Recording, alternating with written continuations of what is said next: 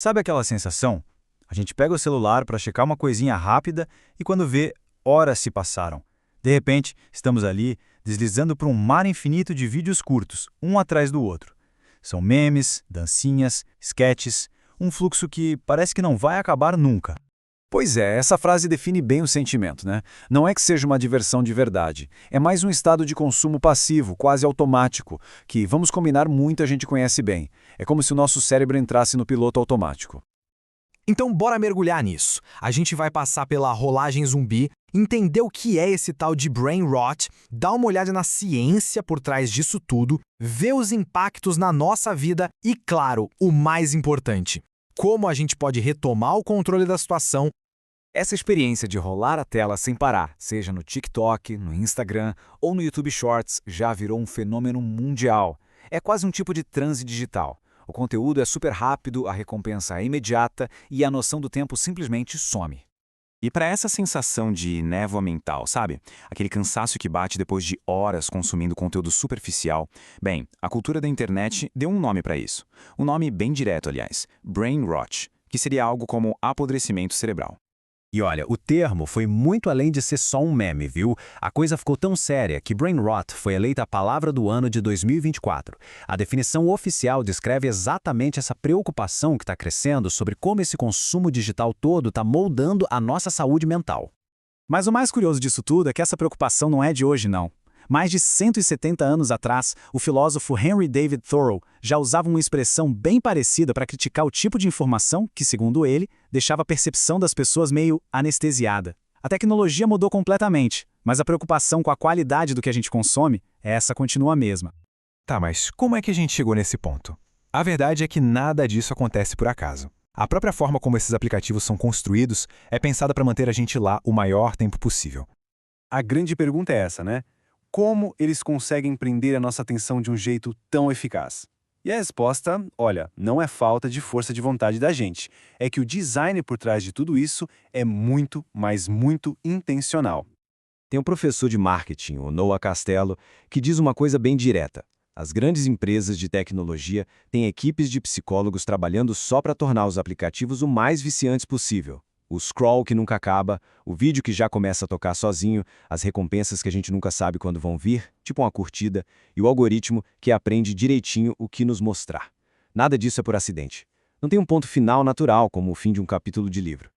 Funciona assim, ó. Nosso cérebro é programado para buscar recompensas. Coisas que dão prazer liberam dopamina, que é o neurotransmissor do bem-estar.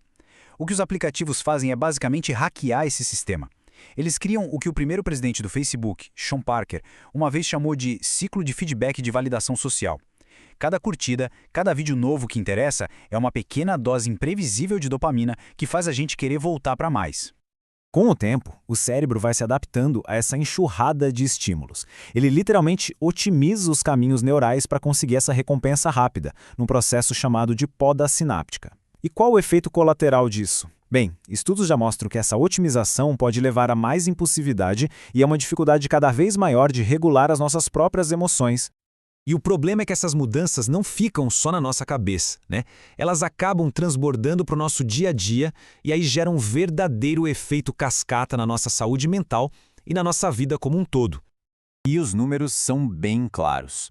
Estudos grandes que acompanharam jovens por bastante tempo encontraram uma ligação direta.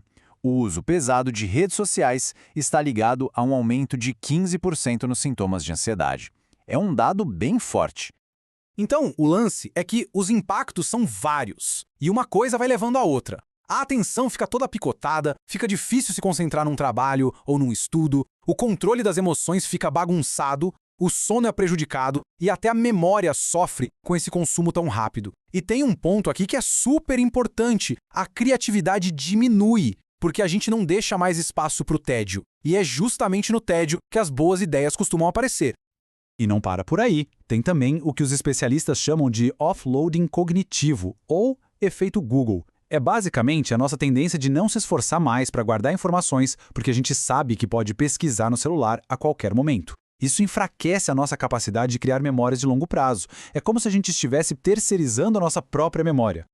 E olhando para o futuro, esse cenário pode ficar ainda mais intenso. A especialista em inteligência artificial, Karine Lago, faz um alerta sobre os companheiros virtuais, que já estão surgindo. A reflexão que ela traz é pesada, né? Se para muita gente já é um desafio se desenvolver socialmente, o que acontece quando essas pessoas encontram um conforto total numa companhia virtual que sempre concorda com tudo? Olha, o cenário parece meio sombrio, eu sei. Mas a boa notícia é que a gente não está de mãos atadas. Existe um caminho de volta sim, e ele passa por tornar nosso consumo de conteúdo algo mais consciente, mais intencional.